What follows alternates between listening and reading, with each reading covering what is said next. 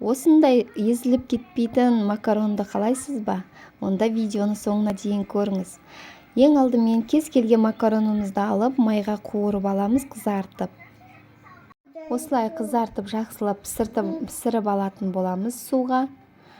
Бір жуамызды тураймыз, қызыл тәтті бұрышымызды тураймыз.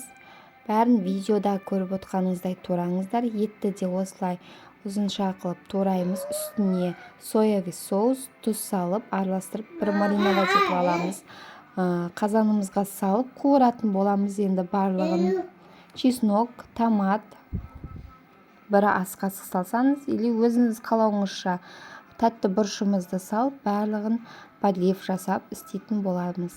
Тұз саламыз. Біздің макаронымыз дайын болды. Макаронымызды сүзіп алып, подливіміздің үстіне салып араластыратын боламыз.